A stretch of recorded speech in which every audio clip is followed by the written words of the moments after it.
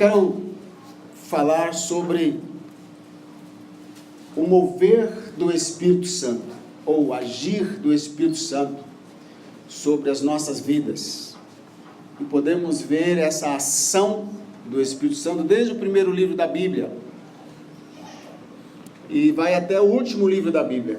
Lá em Apocalipse você pode ler: o Espírito e a noiva dizem vem. O Espírito ali, em Apocalipse 22, é o Espírito Santo. E no caso aqui, diz assim a palavra de Deus: no princípio criou Deus os céus e a terra era sem forma e vazia, e havia trevas sobre a face do abismo, mas o Espírito de Deus pairava sobre a face das águas. E disse Deus: haja luz, e houve luz. Vamos orar? Pai Santo, eu te peço que o Senhor, por tua graça e misericórdia, me conceda, no abrir da minha boca, a tua palavra com sabedoria, para fazer notório o mistério do Espírito Santo, o mistério do Evangelho. Pai, eu te peço também mais uma vez, que o Senhor confirme esta palavra com sinais e prodígios na vida dessa pessoa que vai me ouvir agora, dos irmãos que estão aqui e tantos outros que vão ouvir através dessa gravação. Peço a tua graça, a misericórdia, e que o Espírito Santo confirme essa palavra com sinais e prodígios que só tu podes fazer. A ti a glória, a honra, e eu oro em o nome do Senhor Jesus. Amém? Pode sentar, irmãos. O versículo número 1 diz que no princípio criou Deus os céus e a terra. É claro que a essa altura Deus já existia, não é? Eu até anotei aqui a pergunta que toda criança faz: quem criou Deus? A resposta que os homens têm dificuldade de aceitar: Deus sempre existiu. Ninguém criou Deus. Deus é incriado. Não dá para entender bem isso, né? E a verdade é que todo crente precisa entender: Deus é Espírito. Amém? Diga: Deus é Espírito. Deus é Espírito. Pois é, Deus é Espírito. Amém. Eu, meditando sobre isso, fico assim, pensando: Deus já existia antes do versículo 1 de Gênesis capítulo 1. Em algum lugar na eternidade, em alguma dimensão, que nós, imagino eu, jamais conseguiremos entender ou descobrir, sabendo apenas que era a dimensão dele mesmo, a dimensão espiritual. Em algum momento lá na eternidade, em algum momento Deus resolveu criar o que hoje nós podemos ver, os céus e a terra. Ou seja, os céus e a terra que hoje existem, eles não precisam existir para que Deus exista. Amém? Amém. Não precisa. Estudiosos dizem que entre o versículo 1 e o verso 2, há um hiato de tempo, ou seja, um espaço, que não se tem ideia de quanto tempo, de quantos anos, quantos milênios, mas há inseridos em vários textos da palavra de Deus algumas coisas que nos levam a pensar que os céus e a terra, criados por Deus, foram criados com perfeição, tudo funcionava perfeitamente. Em algum tempo, em algum lugar, em algum momento lá no passado, houve no céu uma rebelião. O anjo principal do céu, provavelmente o principal, olhou para si e achou que ele era o tal, e que ele era capaz de ser um Deus, ou até melhor, que Deus, e iniciou-se lá uma rebelião.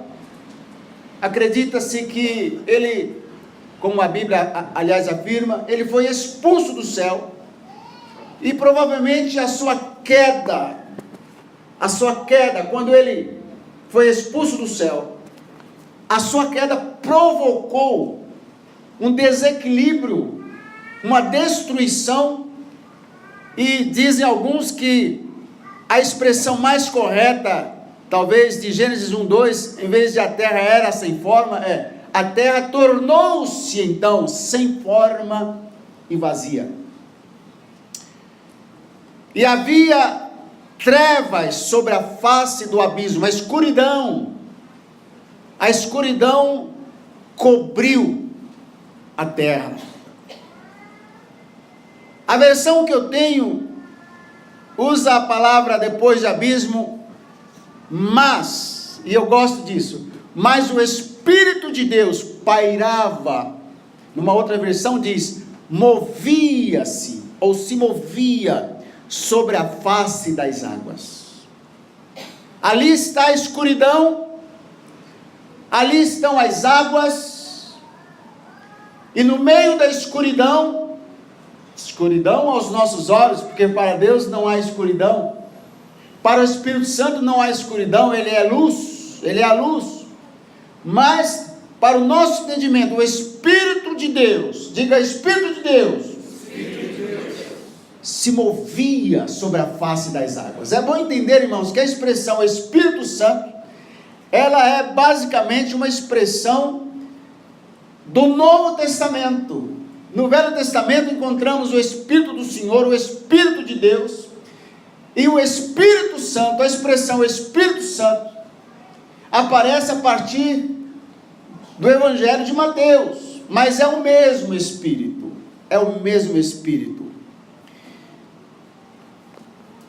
No Velho Testamento, o povo hebreu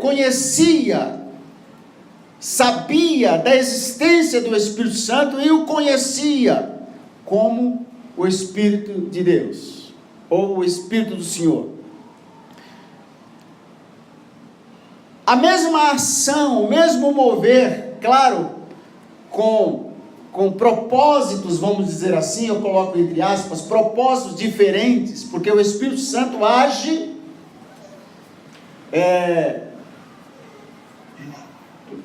digamos assim, age nas nossas vidas, ou age no mundo, de acordo com a necessidade da época. No caso aqui da criação, a necessidade era criar ou recriar o que estava destruído, era trazer luz à escuridão.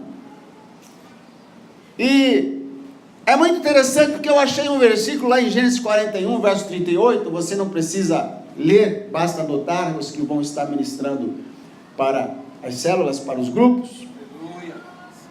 Gênesis 41, 38, o faraó perguntou aos seus servos acerca de José. Ele faz a seguinte pergunta: poderíamos achar um homem como este, em quem haja o Espírito de Deus? Então veja, o próprio faraó, um homem àquela altura ainda incrédulo, mas ele conseguiu entender que havia um espírito diferente agindo sobre José. E aquele espírito que estava agindo sobre José não era o espírito de nenhum dos seus deuses, mas o Espírito do próprio Deus que criou os céus e a terra. Isso é muito importante, irmãos. É muito importante que as pessoas consigam perceber que há em nós um outro Espírito, que não o Espírito que está no mundo. A Bíblia fala acerca de Daniel, e havia em Daniel um Espírito excelente. Diga Espírito excelente. Eu quero que as pessoas percebam que há um Espírito excelente na minha vida. Sabe, cada um de nós temos os nossos dias de trevas, nossos momentos de escuridão. Eu sei que há entre nós aqui algumas pessoas que estão enfrentando problemas de doença, de enfermidade física. Esse é o momento de trevas na nossa vida. Mas eu posso afirmar a você pela palavra de Deus,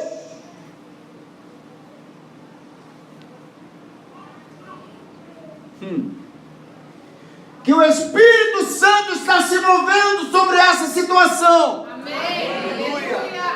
Década de 80, aprendi uma frase maravilhosa com a apóstola Valnice Milhomes. Ela disse: com a união da palavra e do Espírito, vida é criada.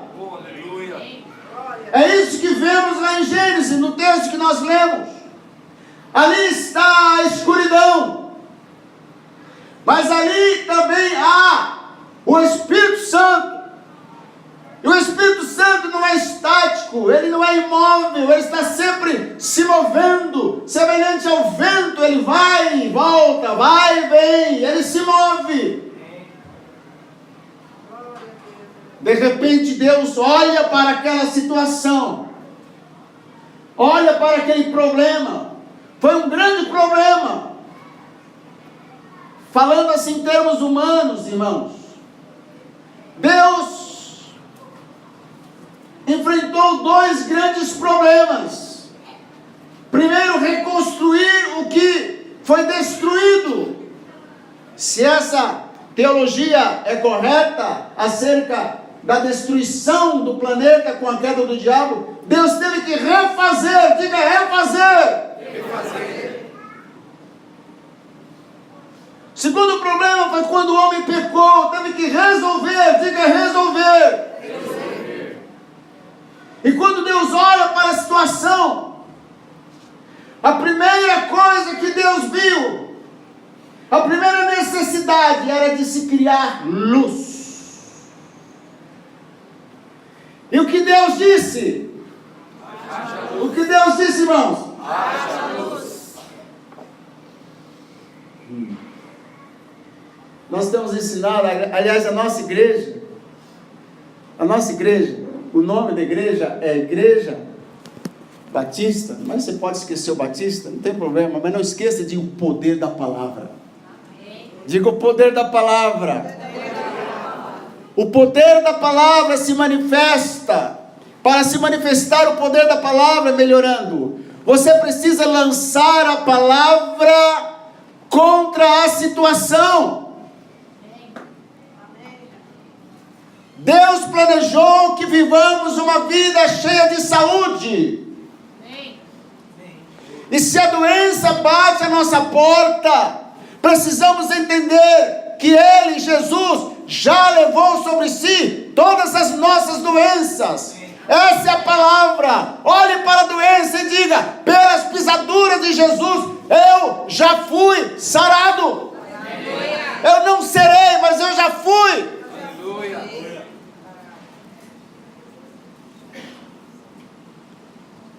Eu tenho ensinado isso, irmãos. E eu vou citar mais uma vez. Digamos que você seja apanhado por um câncer. Eu sempre me lembro do câncer, que para mim é a doença que eu mais odeio. Eu tenho asco contra essa doença. Eu já disse: Senhor, se o Senhor me desse um ministério exclusivo só para curar canceroso e mais nada, eu ficaria muito feliz. Então sempre que eu vou citar um exemplo, eu me lembro do câncer, não porque eu lembro de alguém, mas porque eu odeio essa doença, todas elas. Mas deixa para lá, vamos lá. Aí de repente você é diagnosticado e o médico diz: ó, você está com câncer e você vai morrer. Você pode acreditar, o médico está certo, mas acima do médico está a palavra do Criador do médico. Como é que você vai enfrentar a situação? Olhe para a doença e diga: doença, eu não te aceito. Eu não aceito você no meu corpo, porque está escrito que pelas pisaduras de Jesus eu já fui sarado. É assim, irmãos, que nós enfrentamos a situação. E quantas vezes devo dizer isso? Todas as vezes que o problema vier à mente, todas as vezes que você lembrar dele, diga as mesmas palavras. É assim que o Espírito Santo age. Ah, mas Deus falou uma vez só. Deus é Deus, você é criatura. Fale a palavra, porque da união do Espírito Santo com a palavra, vida é criada. O faraó, muito esperto, ele disse: eu não posso perder esse homem. Nós não vamos encontrar um outro homem em que haja o Espírito de Deus.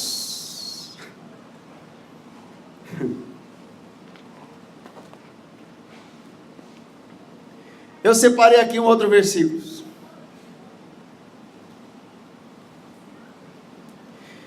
1 Samuel capítulo 11, você pode anotar.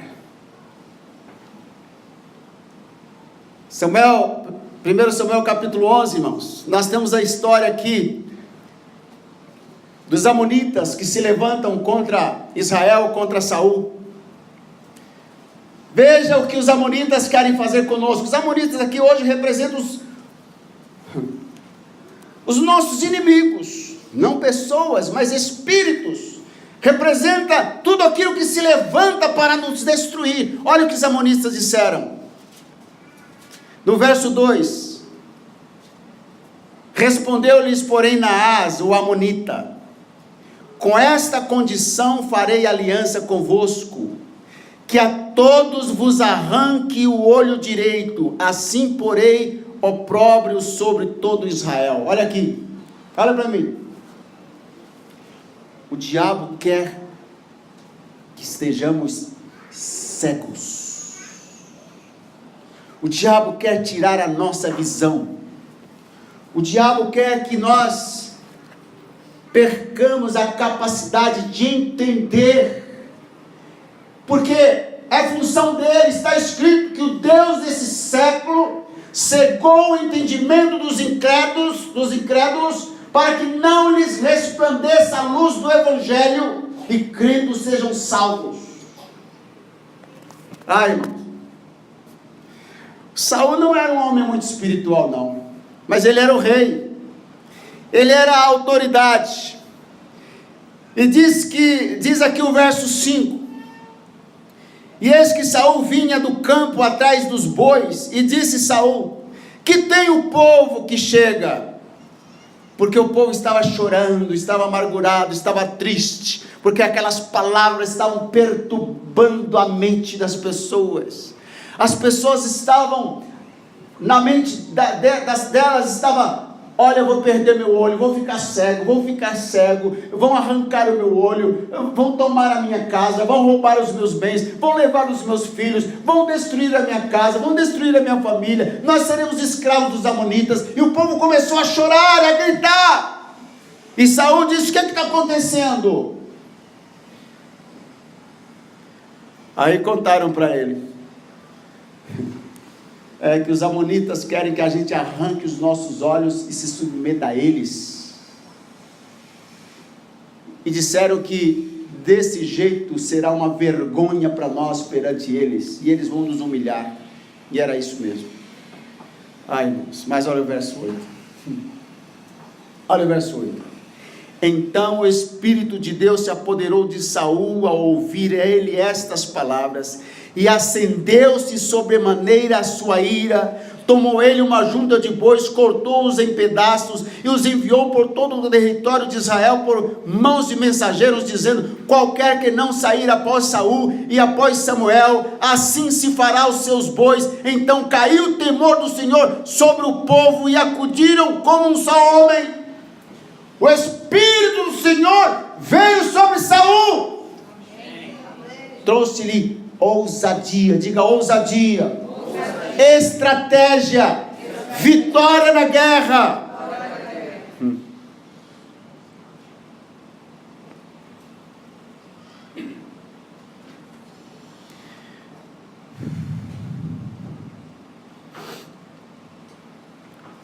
Êxodo capítulo 35 fala de um homem que o Senhor encheu de sabedoria.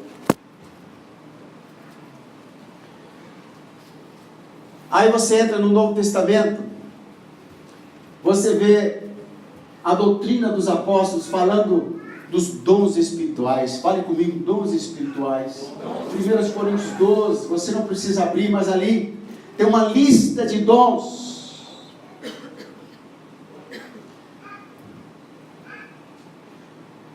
E você vê a doutrina dos apóstolos. O apóstolo Paulo é o que mais ensinou, o que mais falou. Desde o livro de Atos, o mover do Espírito Santo, tão forte a tal ponto, que Paulo encontra-se com um grupo de 12 homens, e pergunta para eles: escuta, vocês já receberam o Espírito Santo quando creram? Eles disseram: olha, nós nem ainda ouvimos que haja Espírito Santo. Talvez eles conhecessem o Espírito de Deus, o Espírito do Senhor, mas Espírito Santo, o que é isso? E Paulo diz assim: mas em que batismo sois batizados? Nós somos batizados no Espírito, o batismo de João. João realmente batizou em nome daquele que havia de vir, que era Jesus. Mas João também havia profetizado. Ele diz: eu vos batizo com água. Irmãos, eu batizo você com água. Faça o que João fez. Todos os nossos pastores aqui batizam com água. Todos os nossos pastores fazem o que João fez. Mas ele vos batizará com o Espírito Santo e com fogo. Sabe, eu amo falar sobre essas coisas. Podemos viver sem muitas coisas, irmãos. Podemos viver sem muitas coisas. Desculpa, mas eu sei que isso aqui é eletrônico, mas aqui eu tenho várias Bíblias aqui dentro. Dá a sua aí, vai.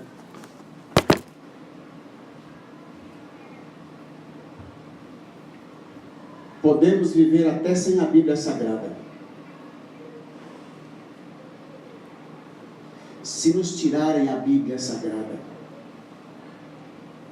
se queimarem todos os exemplares da Bíblia que existem no mundo, nós ainda sobreviveremos, porque a única coisa que não vão jamais poder tirar de nós é o Espírito Santo.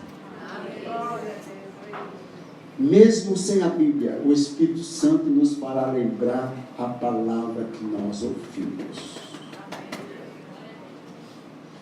O Espírito Santo traz luz para a igreja, traz luz para nós, irmãos. Traz luz. O Espírito Santo é que nos ensina. Nós, como pais, nós precisamos muito do Espírito Santo. As nossas crianças precisam do Espírito Santo. Irmãos, o que nós mais estamos precisando dentro da nossa igreja, dentro da nossa casa, é do mover do Espírito Santo. O Espírito Santo é Deus, Ele é Deus, Ele é Deus, Ele é Deus. Ele é o próprio Jesus aqui. O Senhor Jesus diz: eu não vou deixar vocês órfãos, eu vou enviar o Espírito Santo. Eu estarei convosco todos os dias até a consumação dos séculos. Como o Senhor Jesus? Porque o Espírito Santo estará convosco, Ele vos fará lembrar as coisas que vos tenho ensinado. Ele nos ensinará todas as coisas. Ele nos guiará à verdade. Ele nos guia à verdade. Foi Ele quem mandou estabelecer essa igreja, irmão. Amém.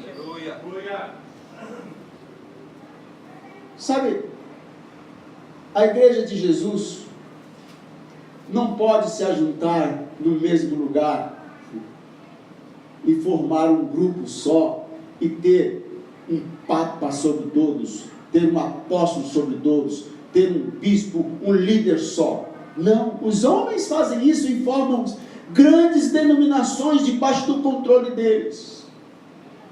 Mas o Espírito Santo não pode ficar preso a uma denominação.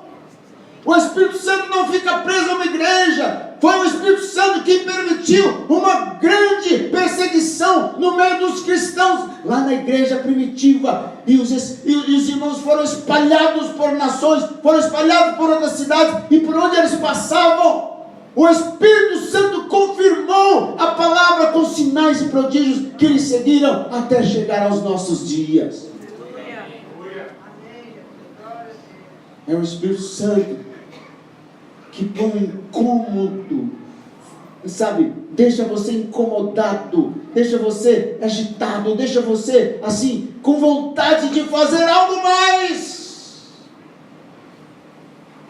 Irmãos, vocês conhecem o meu testemunho, vocês sabem, eu estava pronto para encerrar a minha carreira ministerial aos meus 55 anos, e eu estava me preparando para os 55 anos, eu parar com minha carreira, entre aspas, com o meu ministério pastoral aos 55 anos, eu queria somente dar palestra para os pastores, escrever os meus livrinhos, eu queria uma vida mais tranquila. O que aconteceu quando eu completei os meus 55 anos? É como se o Espírito Santo dissesse: meu filho, eu te treinei até agora para você fazer aquilo que eu quero que você faça. É como se ele dissesse: o teu ministério, filho, vai começar agora. Às vezes nós ficamos plantados numa igreja. Eu estava conversando com o Júlio essa semana. Ele disse: pastor Rui, eu fiquei plantado numa igreja há 20 anos,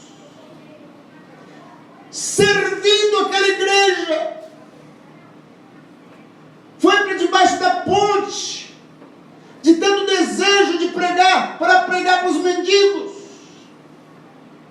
aqui e ali, sendo servos na igreja, até que um dia começou a surgir aqui e ali, foi. Agora você já conhece o Judson? Não para. Todo final de semana está em algum lugar. É o Espírito Santo, irmãos. Ah, pastor, eu estou aqui há tantos anos. Pois se prepare, porque os anos que estão por vir precisam de você aqui hoje. Aleluia. Eu me lembro quando fiz o seminário.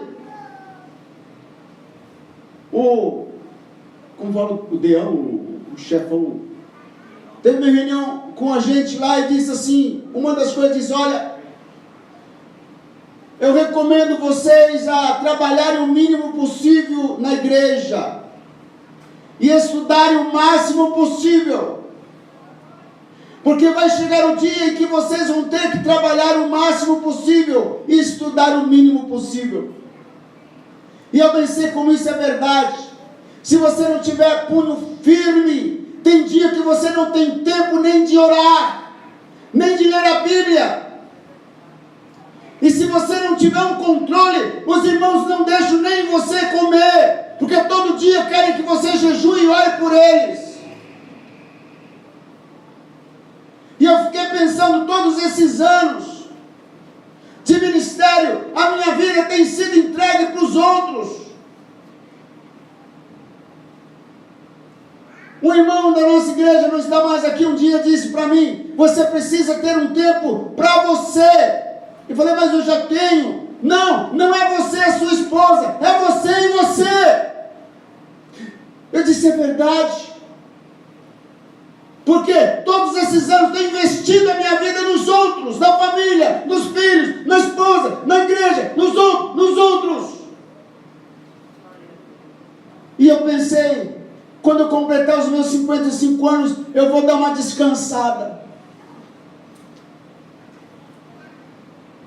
Irmãos, Deus sabe, olhando para a minha estrutura física, analisando minha estrutura emocional, eu confesso a vocês, eu tenho vontade de partir hoje mesmo, estar com Cristo, porque eu sei que isso é incomparavelmente melhor. Outro dia eu estava orando, me perdoe, ninguém sabe disso, estou abrindo isso agora, talvez sirva para alguém, mas eu estava dizendo: Senhor, eu quero ir embora, eu quero voltar para casa, eu quero estar para sempre com o Senhor.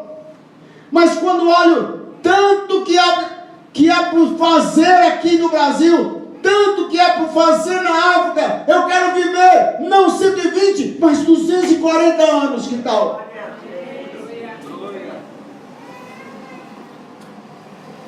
Mesmo que depois de uma mensagem dessa eu chego em casa, me jogo no sofá e não aguento mais, fico lá até 3 horas para me recuperar. Mas o Espírito Santo está conjecturando aí, Ele está assim, pegando as nossas palavras, as nossas ações, Ele está num grande planejamento, e tipo assim, eu ainda vou pegar esse cara de calça curta. Ele está planejando uma coisa, mas eu tenho um plano muito melhor para ele.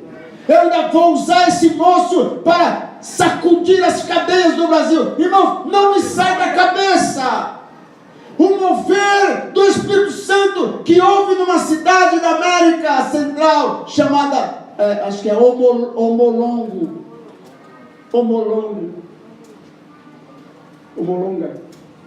Irmão, Omolonga era uma cidade perdida, dominada pela criminalidade e pelo alcoolismo.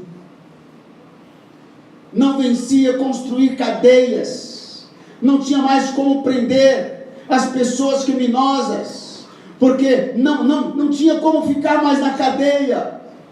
Mas alguém escreveu essa frase: Deus chegou na cidade. Diga: Deus chegou na cidade. Aleluia. Houve um avivamento em Omolongo, irmãos. Diz a história, isso é recente. É recente, de poucas décadas atrás. Diz a história. Eu vi o filme, eu vi um documentário, não da CNN ou Discovery, nada disso. Um pastor foi lá e entrevistou o vigia, o guarda, e disse: cadê os presos que estavam aqui? O guarda disse assim: não há mais condenados aqui. E o que o senhor está fazendo aqui? Estou aqui só para guardar o patrimônio. Não há um preso na cadeia, irmãos. Toda a cidade se converteu ao Senhor. A cidade, a terra foi curada. As cenouras produzidas lá é do tamanho do braço de um homem. Caminhões e caminhões de hortifrutis granjeiros sendo exportados para fora da cidade. Uma coisa maravilhosa. Isso é o que o mover do Espírito Santo faz numa cidade. Glória a Deus. É isso, irmãos.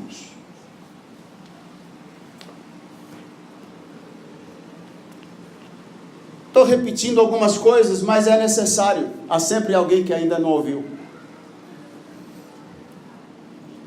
Uma das minhas orações: Senhor, não me deixe morrer sem ver o avivamento.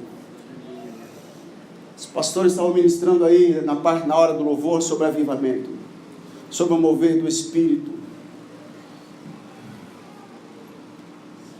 que nós precisamos, irmãos, o que nós precisamos é do Espírito Santo.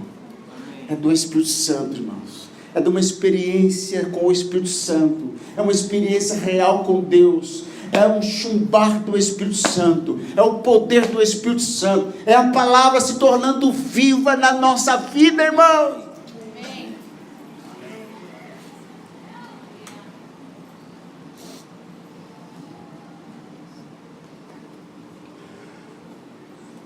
Vou dizer uma coisa para você. O Espírito Santo não age na agitação. O Espírito Santo não age na agitação. Ele é calmo, sereno, tranquilo. A expressão bíblica é: não por força, nem por violência, mas pelo meu Espírito, diz o Senhor. Se você olhar para um grupo que está ministrando, falando do Espírito Santo, e estiver dando aqueles murros na bateria, aquela gritaria, aquele rock doidão, porque o Espírito Santo está aqui, está nada, não. Ali é emoção, na maioria das vezes é carne. Não.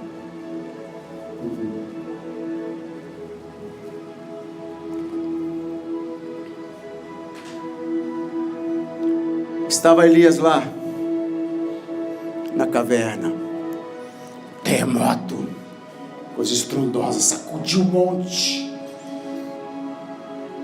Ele diz: opa, Deus está sacudindo aqui, igreja abençoada. Deus não estava no terremoto. Fogo, só destruir o monte. Não, Deus não estava no fogo. De repente uma brisa suave, um vento.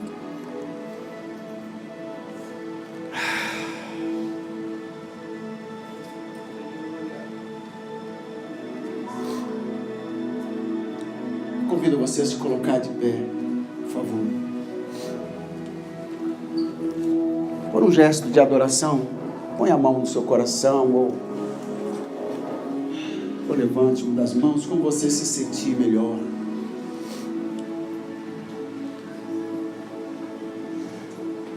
Você não precisa olhar para o céu, olhe para dentro do seu coração. Olhe para dentro do seu coração. O Espírito Santo está aí dentro. Agradeça ao Pai, agradeça a Jesus pela presença do Espírito Santo na sua vida.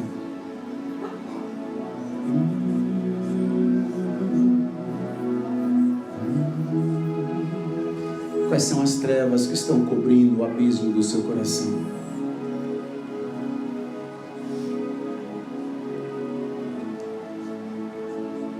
Fale a palavra que o Espírito Santo está se movendo. Oh, Senhor.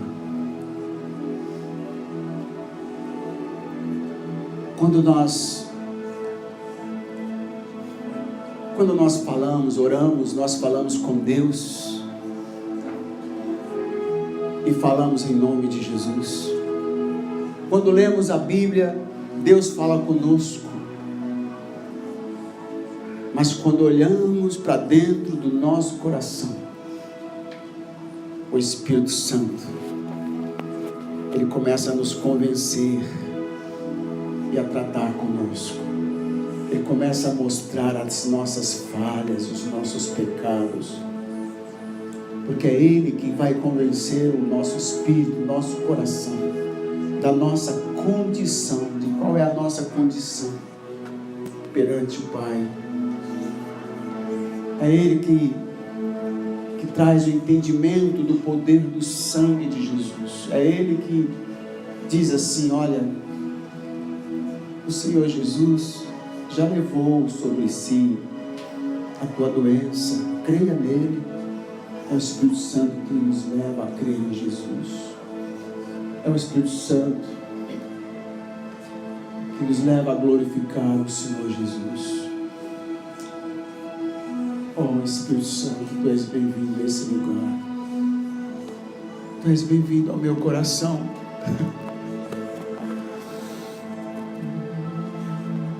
Antes eu te conhecia de ouvir falar. Antes eu te conhecia de ouvir falar. Hoje os meus olhos podem te contemplar. Os meus olhos podem te ver hoje.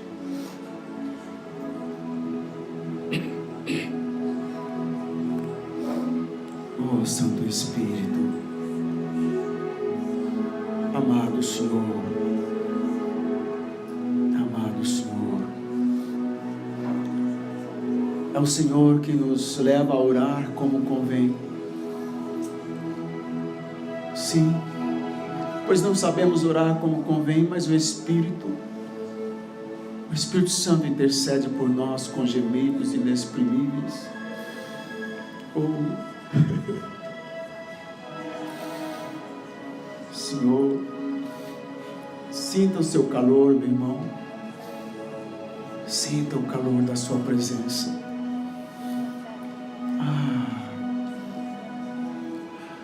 Sinta o calor da sua presença. Tu és bem-vindo, Senhor. Tu és bem-vindo, Senhor.